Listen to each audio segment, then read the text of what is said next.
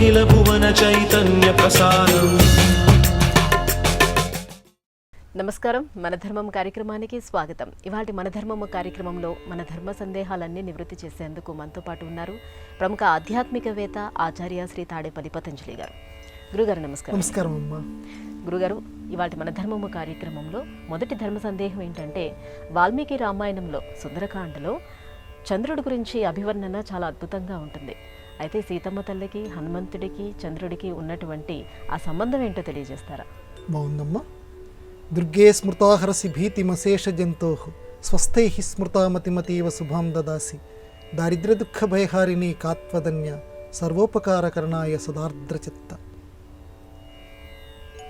హిరణ్మయీం లక్ష్మీం అని అమ్మవారిని సూక్తంలో చెప్పుకుంటూ అక్కడ చంద్రుడి ప్రసక్తి కూడా మన వాళ్ళు తీసుకొచ్చారు. అందువల్ల లక్ష్మికి చంద్రుడికి చాలా సన్నిహిత సంబంధం ఉంది. ఎందుకంటే పెద్దవాళ్ళు చెప్తూ ఉంటారు చమత్కారంగా, అందులో మన తెలుగు వాళ్ళు ఇంకా చమత్కారంగా చెప్తూ ఉంటారు. క్షీరసాగర మథన సమయంలో దేవతలు దానవులు ఆ మందర పర్వతాన్ని కవ్వంగా చేసుకుని మధిస్తున్నటువంటి సమయంలో లక్ష్మీదేవి అందులోంచి ఉద్భవించింది. లక్ష్మీదేవి పుట్టిన తరువాత చంద్రుడు పుట్టాడు.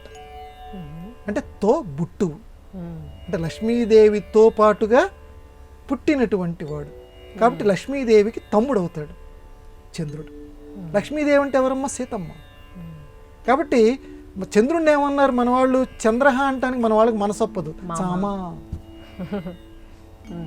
తల్లి తమ్ముడు కదా, కాబట్టి చంద్రుడు. కాబట్టి ఇదే పద్ధతిని వాల్మీకి మహర్షి కూడా రామాయణంలో నిబంధించాడు. ఎందుకంటే మనం ఎవరైనా అధికారిని ప్రసన్నం చేసుకోవాలి అని అంటే, లేకపోతే అధికారి ఎక్కడున్నాడో తెలుసుకోవాలి అని అంటే, వాడికి సన్నిహితంగా ఉండేటువంటి వాళ్ళని కనుక కొంచెం ముందుగా వాళ్ళ గురించి ఆనుపానులు తెలుసుకొని, బాబు ఇప్పుడు ఎక్కడ ఉంటారు, ఏ సమయంలో ఇక్కడికి వస్తారు, వారు ఏ సమయంలో కొంచెం ప్రసన్నంగా ఉంటారు, ఇట్లాంటివి తెలియాలి మనకి. తెలిస్తే ఆ అధికారి దగ్గరికి వెళ్ళి ఆయన చూడటానికి మనకు సరిగ్గా సమయం కుదురుతుంది. ఆ రకంగానే సుందరకాండలో లక్ష్మిని, ఆ సీతమ్మని వెతకటానికి బయలుదేరాడు హనుమంతుడు. బయలుదేరినప్పుడు ఆ లక్ష్మీ అమ్మవారికి, ఆ సీతమ్మ వారికి సన్నిహితుడు చంద్రుడు.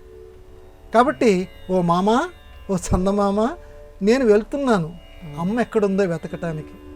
నీవు ఆకాశంలో నువ్వు సంచారం చేస్తూ ఉంటావు, అమ్మ ఎక్కడుందో నీకు తెలుసు, కాబట్టి నాకు ఆ సహాయం చేయవయ్యా.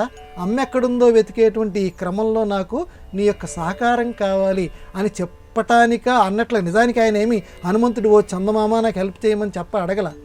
అక్కడ వాల్మీకి మహర్షి అందమైనటువంటి వర్ణనలు, చంద్రవర్ణనలు చేశాడు.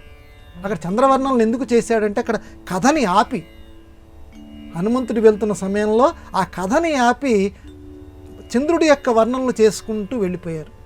ఎందుకనంటే చంద్రుడికి అమ్మవారికి అంత సన్నిహిత సంబంధం ఉంది కాబట్టి. అమ్మవారిని చూసిన అప్పటిదాకా వేడిగా ఉన్నటువంటి మనస్సు, ఎందుకంటే మనం ఏదైనా ఒక తీవ్రంగా ఒక విషయం గురించి ఆలోచన కనుక చేస్తూ ఉంటే మన మనస్సు వేడెక్కిపోతుంది, అంటే మన మెదడు వేడెక్కుతుంది. ఆ వేడిని తగ్గించడం అంటే, ఏం పర్వాలేదు నువ్వు దగ్గరికి వచ్చేసేసావు, సీతమ్మ ఎక్కడుంది అని వెతుకుతున్నావు కదా, ఆ వేడి తగ్గిపోతుంది. చందమామన్ నేను, చందయతి ఇది చంద్రహ, శీతలీకరణం చేసేవాడు, చల్లదనం కలిగించేటువంటి వాడు చంద్రుడు. కాబట్టి అతి త్వరలో అమ్మవారిని చూడటం అనేటువంటి ఒక గొప్ప విశేషం చేత నీ హృదయంలో ఉండేటువంటి తాపం తగ్గిపోతుంది సుమా అని చెప్పటానికి చంద్రుడు అత్యద్భుతంగా ఆకాశంలో ప్రకాశిస్తున్నాడు అని చెప్పి ఇలాంటి అద్భుతమైనటువంటి వర్ణనలు వాల్మీకి మహర్షి చేశారు. కాబట్టి కథకి అనుగుణంగా వర్ణనలు చేయటం అనేటువంటి ఒక గొప్పదైనటువంటి ఒక పాత్రోచిత పద్ధతిని, వర్ణనోచిత పద్ధతిని కావ్యాల్లో ప్రవేశపెట్టి ఆ మహర్షి మధుమయ ఫణితీనాం మార్గదర్శి మహర్షి అనే పేరు పొందారు. అంటే మీరు రాబోయే కవులారా, అందుకే ఆయన ఆది కవి అంటారు, మొట్టమొదటి కవి. నేను ఏ పద్ధతిలో రాశానో కథలో లీనమయ్యేటట్లుగా వర్ణనలు చేయండి, కథకి పక్కకి వెళ్ళిపోయి మీరు వర్ణనలు చేయకండి అనేటువంటి గొప్ప మార్గాన్ని కవులందరికీ చూపించినటువంటి వాడు ఈ రకంగా చందమామ వర్ణనలు చేసి వాల్మీకి మహర్షి. గురుగారు, ఇక మరో సందేహం ఏంటంటే బిల్వ వృక్షాన్ని దేవతా వృక్షం కింద మనందరం భావిస్తూ ఉంటాం. బిల్వ వృక్షం యొక్క ప్రత్యేకత ఏంటి? బాగుందమ్మా.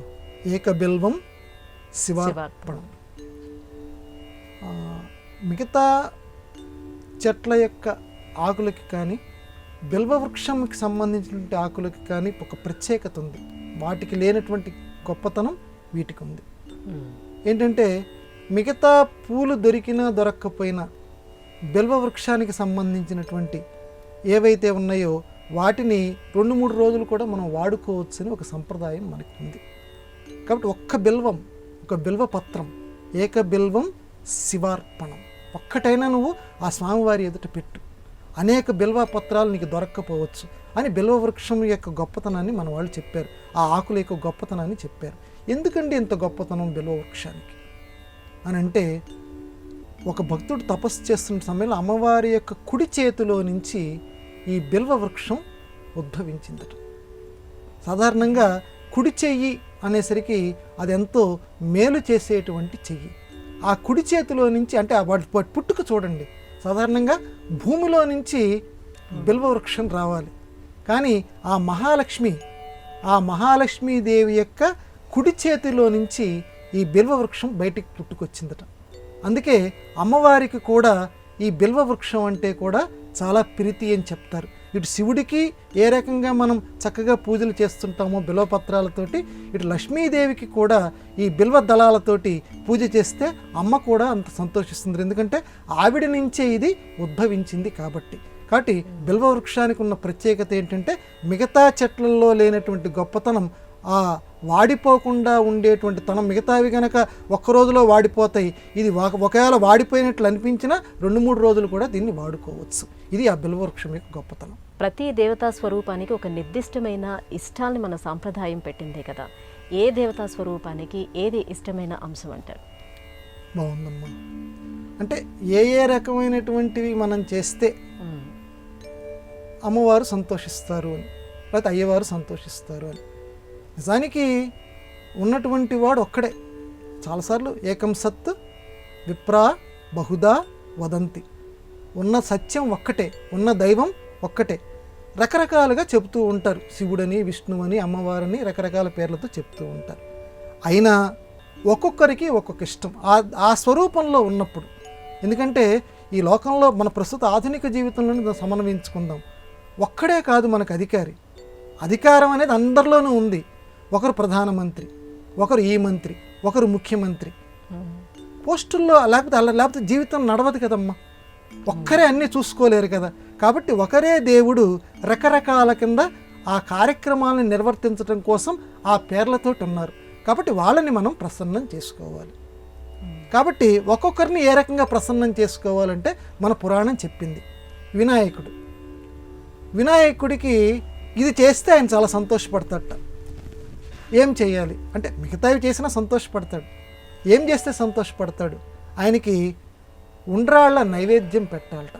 నైవేద్యం అంటే చాలా ఆయనకి ఇష్టంట వినాయకుడికి. కాబట్టి నువ్వు ఏది చేసినా చేయకపోయినా నైవేద్యం కనుక ఆయనకి జాగ్రత్తగా అందజేస్తే వినాయకుడు చాలా సంతోషిస్తాడు. ఇక శివుడికి నైవేద్యాలు గీవేద్యాలు జాంతనాయి. ఆయనకి కావాల్సింది అంటే నైవేద్యం పెట్టద్దని కాదు అక్కడ ఉద్దేశం, అంటే అధికంగా చేయమని.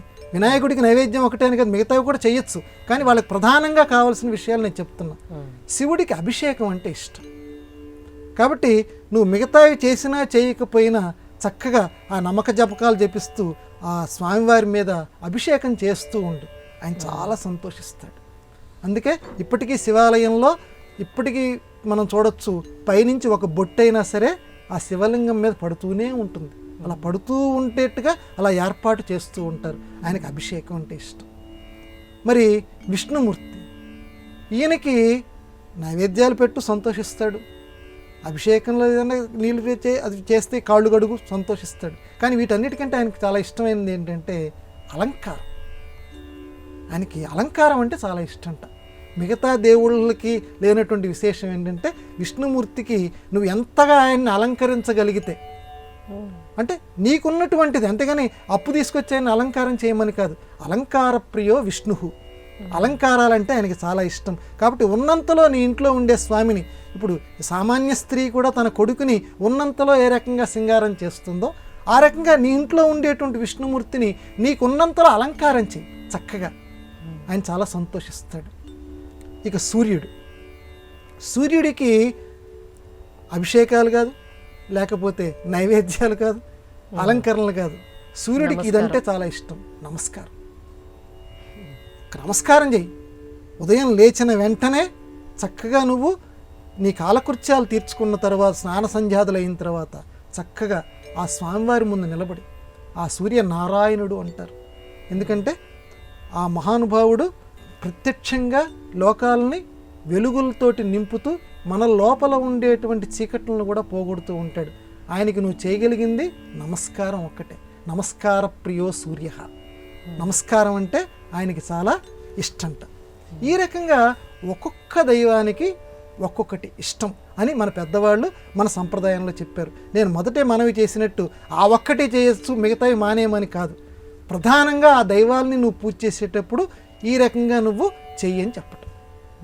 అది గురుగారు. ఇక మరో సందేహం ఏంటంటే, ఏదైనా ఆలయ సందర్శనకు వెళ్ళేటప్పుడు తప్పనిసరిగా తలస్నానం ఆచరించాలా, లేదంటే ఏదైనా క్షేత్రాలకు వెళ్ళినప్పుడు మాత్రం ఆచరిస్తే సరిపోతుందా? ఇది ఒక ఆచారం మన సంప్రదాయంలో చెప్పారు. తలారా స్నానం చెయ్యను. ఎందుకు ఈ స్నానం పద్ధతి పెట్టారు అంటే, దీని లోపల ఉన్నటువంటి అంతర్నిహితమైనటువంటి తత్వం ఏంటంటే శుభ్రంగా వెళ్ళాలి అని చెప్పి. ఇప్పుడు మనం లౌకిక జీవితంలో కూడా మనం ఆలోచిస్తే, మురికిగా ఉండేటువంటి వ్యక్తి దగ్గర మనం కూర్చోలేము, వాడు కూర్చోలేడు. అంతే కదమ్మా. అలాగే మురికి ఆలోచనలతోటి నువ్వు వెళ్ళకు అని అక్కడ ఉద్దేశం.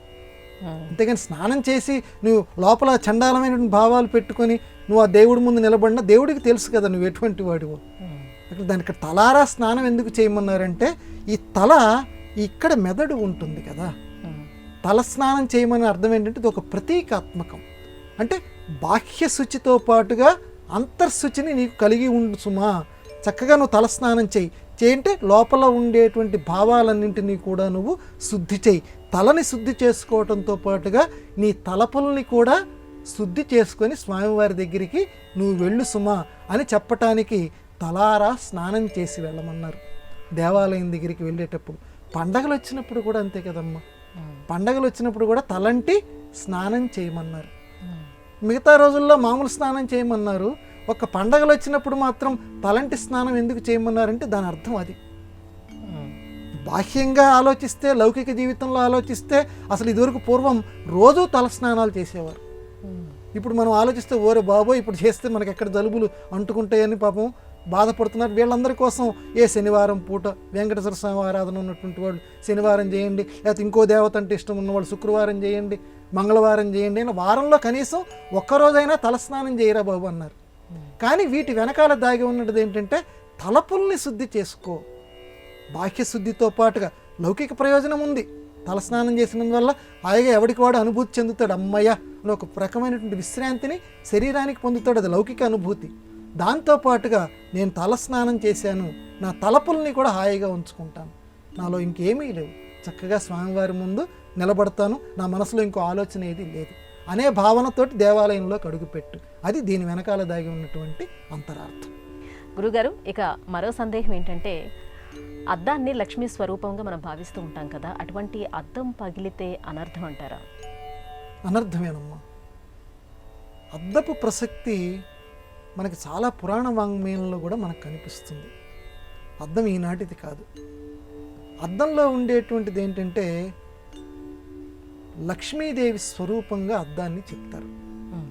అందువల్ల ఒక దేవతా విగ్రహం గనక పగిలిపోయిందనుకోండి, ఆ పగిలిపోయినటువంటి దేవతా విగ్రహాన్ని మనం పూజా మందిరంలో ఉంచుకోలేము. దానికి ఏదో ప్రత్యేకమైనటువంటి ప్రతిక్రియ చెప్పారు. ఆ రకంగా గనక చేసి ఆ ఉపశాంతి చేసి ఒక కదులుతున్నటువంటి ఒక ప్రవహిస్తున్నటువంటి నదీ ప్రవాహంలో ఆ పగిలిపోయినటువంటి విగ్రహం కానీ విగ్రహపు లేకపోతే చిత్రపటం కానివ్వండి, అమ్మవారిది కానీ అయ్యవారిది కానీ అందులో కలపమన్నారు. ఎట్టి పరిస్థితుల్లోనూ పగిలిపోయినటువంటి దేవతా విగ్రహాలను ఇంట్లో ఉంచుకోవద్దన్నారు, చిత్రపటాలని. ఆ రకంగానే అద్దం కూడా అంతే. ఏమండి ఇప్పుడు అద్దంలో ప్రతిబింబం స్థిరంగా ఉండదు, వచ్చిన చిక్కది. ఆ అద్దాన్ని లక్ష్మీదేవితోటి ఎందుకు పోల్చారు అని అంటే, లక్ష్మీదేవి చెంచల. చెంచల అంటే ఒక చోట ఎప్పుడు కుదురుగా ఉండదు. అక్కడ ఉంటుంది కొంతకాలం, వాడిని భాగ్యవంతుడిని చేస్తుంది, మళ్ళీ వాడిని వదిలేసేసి మళ్ళీ ఇంకోటి దగ్గరికి వచ్చి వాడిని భాగ్యవంతుడిని చేస్తుంటుంది. అందుకే చెంచల అన్నారు. కానీ నారాయణీయం అని చెప్పి, శ్రీమన్నారాయణీయం అని చెప్పి ఒక అద్భుతమైన కావ్యం ఉంది, భట్టాత్రి అనేటువంటి మహానుభావుడు రాశాడు. అందులో లక్ష్మీదేవి చెంచల అంటారు, ఆవిడ చెంచల కాదు. ఆవిడ ఎందుకని అలా తిరుగుతుందనంటే ఆ మహానుభావుడు కారణం చమత్కారంగా చెప్పాడు. ఒక్కరి దగ్గర ఎందుకు ఉండదంటే, ఆవిడ ఈ లోకంలో అందరి దగ్గర తొందరగా వాళ్ళకి కావాల్సినటువంటి కర్మలకు అనుగుణంగా వాళ్ళని సంపదలు ఇచ్చుకుంటూ వెళ్తూ, ఆవిడకి తొందర ఏంటంటే ఎంత తొందరగా భర్త దగ్గరికి వెళ్ళిపోదామా అని. మనం అలా భోగార్చ లయార్చ అని వరుసగా చెప్పుకున్నాం కదా. కానీ వీటన్నిటికంటే కూడా ఆవిడకి ఇష్టమైంది ఏంటంటే, లక్ష్మీదేవికి నారాయణుడు అంటే ఇష్టం, భర్త అంటే చాలా ఇష్టం. అందుకే ఒక చోట ఆవిడ కుదురుగా ఉండదు. ఆవిడ గమ్యస్థానం ఎప్పుడూ కూడా భర్త దగ్గరికి వీళ్ళకి కావాల్సిన కర్మలకి ప్రకారం ఇచ్చేసేయాలి, ఇచ్చేసి తొందరగా వెళ్ళిపోవాలి. అందుకని ఆవిడ చంచలంగా ఉంటుంది అని చెప్పి ఆయన చమత్కారంగా భట్టాత్రి చెప్పాడు. కాబట్టి ఇందుకు అద్దానికి లక్ష్మీదేవికి ఉన్నటువంటి పోలిక అది. కాబట్టి అద్దం లక్ష్మీదేవి యొక్క స్వరూపం. కాబట్టి పగిలిన అద్దంలో ఎప్పుడూ కూడా మన ముఖం చూసుకోకూడదు. చూసుకుంటే ఏంటట మళ్ళీ ప్రశ్న మనకి, చూసుకుంటే దరిద్రం నీకు సంప్రాప్తిస్తుంది. ఇది అనుభవ సిద్ధంగా జరిగింది కాబట్టి మన పెద్దవాళ్ళు నిర్దేశించారు. ఎట్టి పరిస్థితుల్లోనూ పగిలిన అద్దం ఇంట్లో ఉంచుకోకూడదు, పగిలిన అద్దంలో ప్రతిబింబాన్ని మనం చూసుకోకూడదు. సీత అన్వేషణలో భాగంగా హనుమంతుడికి సముద్రుడు వెంటనే సహాయం చేస్తాడు. కానీ నారాయణ స్వరూపమైనటువంటి శ్రీరాముడు అడిగితే మాత్రం 3 రోజుల పాటు నిరీక్షింపజేశాడు. ఎందుకని? బాగుందమ్మా, ఇది చక్కటి ప్రశ్న. ఎందుకంటే హనుమంతుడు భక్తుడు, ఈయనేమో దేవుడు రాముడు. నిజానికి ఎవరికి విలువ ఎక్కువ ఇవ్వాలి? ఇప్పుడు అందుకే ప్రధానమంత్రికి విలువ ఎక్కువ ఇస్తారా, లేకపోతే ప్రధానమంత్రి ఆఫీసులో పనిచేసే బంట్రోత్కి ఎక్కువ విలువ ఇస్తారా అంటే ప్రధానమంత్రికే ఎక్కువ విలువ ఇవ్వాలి ఎవరైనా. కానీ సముద్రుడు హనుమంతుడికి విలువ ఇచ్చాడు, రాముడికి విలువ ఇవ్వాలి. 3 రోజులు పెట్టాడు. ఎందుకు పెట్టాడంటే దీనికి వ్యాఖ్యానం రాశారు మన పెద్దవాళ్ళు. ఏమి సహాయం చేశాడండి హనుమంతుడికి? ప్రశ్న వేసుకుందాం. సముద్రుడు ఏం సహాయం చేశాడంటే, ఆ 100 యోజనాలు ఉన్నటువంటి తనని దాటుతున్నప్పుడు, ఎవరైనా కష్టపడుతున్నప్పుడు, ఏదైనా సైకిల్ యాత్రలు చేస్తుంటారు కొంతమంది మొత్తం తిరిగి రావడానికి, బాబా ఒక్క నిమిషం ఆగురా బాబు, ఎంతో కష్టపడుతున్నావు నువ్వు అని చెప్పి మన ఇంటికి పిలిచి ఏదో మనకు ఉన్నంతలో వాడికి కొంచెం సత్కారం చేస్తాం, ఈ తాగి వెళ్ళిరా నాయన అని చెప్తాం. ఆ రకంగానే హనుమంతుడు అంత కష్టపడి వెళ్ళిపోతున్నాడు కదా, ఒక్క నిమిషం ఆగవయ్యా. 100 యోజనాలంటే, యోజనం అంటే సుమారుగా 8 మైళ్ళు, అంటే 100 × 8 800 మైళ్ళు. 800 మైళ్ళని అలా ఆగకుండా వెళ్ళిపోతున్నాడు. ఒక్క నిమిషం ఆగవయ్యా ఇక్కడ అని చెప్పి ఆ లోపల మైనాకుడు అనేటువంటి ఒక పర్వతం ఉంది. ఆ పర్వతంతో సముద్రుడు చెప్పేట, తనంతట తానేమి వచ్చి పైకి రాలా, ఆ పర్వతంతో చెప్పేట, ఒక్క నిమిషం ఆ పైకి ఎగురు. ఎందుకంటే మిగతా వాళ్ళ యొక్క రెక్కలన్నీ తెంచేట, కానీ మైనాకుడు అనే పర్వతం యొక్క రెక్కల్ని ఇంద్రుడు తుంచలేదట. కాబట్టి ఆ మైనాకుడికి చెప్పేట, ఇప్పుడు నువ్వు గనక హనుమంతుడికి గనక సహాయం చేస్తే ఇంద్రుడికి కూడా చాలా సంతోషం కలుగుతుంది. ఇప్పుడు నిన్ను ఇంద్రుడు ఏమీ చెయ్యడు ఇంకా నిన్ను, కాబట్టి ఒక్కసారి నువ్వు పైకి, రెక్కలు ఉన్నాయి ఆయనకి పర్వతానికి, నువ్వు అలా పైకి ఎగురు. ఒక్కసారి ఆయన అలా కూర్చుంటాడు, కొద్దిసేపు కూర్చొని మళ్ళీ వెళ్ళిపోతాడు. ఆ రకంగా మనం సహాయం చేసినట్టు అవుతుంది. ఎందుకంటే సీతాన్వేషణ కోసం వెళ్తున్నాడు, ఒక మంచి పని కోసం వెళ్తున్నాడు. కాబట్టి మనం కూడా సహాయం చేస్తే మనకు కూడా పుణ్యం లభిస్తుంది. అంటే ఇక్కడ అంతర్గతంగా వాల్మీకి మహర్షి మనకు చెప్తున్న సందేశం ఏంటంటే, ఎవడైనా ఒక మంచి పని చేయడానికి వెళ్తున్నప్పుడు తోటి వాళ్ళ మనకు కూడా వాడికి తగినటువంటి మంచిని మనం కూడా చేయాలి, వాడికి మనకు తోచినంతలో సహాయం చేయాలని చెప్పటం. ఈ రకంగా సముద్రుడు హనుమంతుడికి సహాయం చేశాడు. వెంటనే అలా బయలుదేరాడో లేదో సహాయం చేశాడు. మరి రాముల వారు లంక మీద యుద్ధం ప్రకటించడానికి వెళ్తున్న సందర్భంలో ఈ సముద్రం మీద చక్కగా ఒక వంతెన కట్టాలి అనుకున్నాడు. కట్టాలనుకొని ఆ సముద్రుణ్ణి విషయం కనుక్కుందాం అని చెప్పి, నీ మీద వంతెన కట్టుతున్నాను, విషయం మాట్లాడుకుందాం రా అని చెప్తే బదులు పలకల. 1 రోజు కాదు, 2 రోజులు కాదు, 3 రోజులు. 3వ రోజు అయిన తర్వాత, ఇక నీ పని ఎలా కాదురా అని చెప్పి దాసుడి తప్పులు దండంతో సరి అని చెప్పి ఒక్కసారి ఆయన బాణం తీశాడు. బాణం తీసి, ఎరా నేను 3 రోజుల నుంచి అడుగుతుంటే వచ్చి నాకు బదులు పలకవా, నువ్వు మానుభావుడు కదా, పురుషోత్తముడు కదా ఆయన అని బాణం తీయబోతులు అప్పుడు వణికిపోతూ వచ్చాడు. అయ్యా క్షమించు, మీ దగ్గరే నీలుడు అనేటువంటి వాడు ఉన్నాడు, గొప్ప ఇంజనీరు. ఇక్కడ కూడా ఒక గొప్ప విచిత్రం ఉందమ్మా. నీలుడు అనేటువంటి వాడు సముద్రం మీద నా మీద చక్కటి సేతువు కట్టగలడు అంటే పక్కన ఉన్న నీళ్ళని అడిగాడు, అదేంటే వాడు వచ్చి చెప్పేదాకా నువ్వు చెప్పలేదేంటి అన్నాడు. చెప్పచ్చు కదా నువ్వు, నేను గొప్ప ఇంజనీర్ని, ఇవి సేతువు నేను కట్టగలనంటే. ఏం లేదంటే తనంతట తాను ఎవడన్నా చెప్తే అనుమానం వస్తుంది ఎవరికైనా తన గొప్పతనం. పక్కవాడు కనుక వీడు సమర్థుడని చెప్తే అప్పుడు లోకంలో అందరూ నమ్ముతారు. అందువల్ల నేను కట్టగలనంటే నిజంగా వీడు కట్టగలడు, వీడు ఇలా చెప్తున్నాడు అంటారు. అందుకని నేను చెప్పలేదు. అంటే లోకంలో రామాయణంలో ఉన్న ప్రతి సంఘటన, ప్రతి పాత్ర కూడా వ్యవహారాలు, లోక వ్యవహారాలు ఎలా ఉండాలి, ఎలా మాట్లాడాలి మనకు తెలియజేస్తాయి. సరే, ఇంతకీ ఇక్కడ 3 రోజులు చేశాడు సముద్రుడు ఆ సహాయం చేయటానికి. ఇలా నీలుడి చేత కట్టించు సేతువు, నేను దానికి సహాయపడతానని చెప్తాను. హనుమంతుడికి వెంటనే చేశాడు. ఎందుకు చేశాడంటే దీనికి కారణం ఏం చెప్పారంటే, లోకంలో దేవుడి కంటే భక్తుడు గొప్పవాడు. ఈ విషయం చెప్పటానికి లోకంలో ఇదిగో ఈ సంఘటన మనకి నిదర్శనంగా చూపించారు.